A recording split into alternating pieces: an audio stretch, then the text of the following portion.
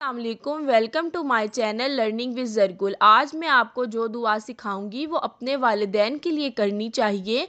अगर आप सबको अपने वालिदैन से प्यार है तो आप अपने वालिदैन के लिए ये दुआ ज़रूर किया करें।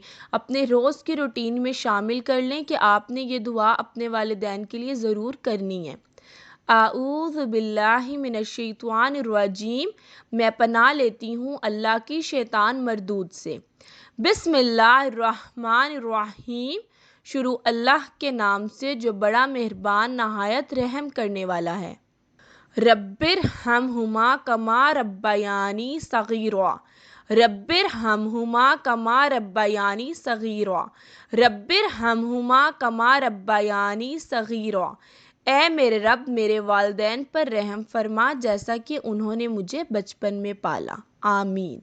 अब सब ने ये दुआ अपनी रूटीन में शामिल करनी है और अपने वालिदैन के लिए ज़रूर दुआ करनी है इंशाअल्लाह। Like and subscribe my channel.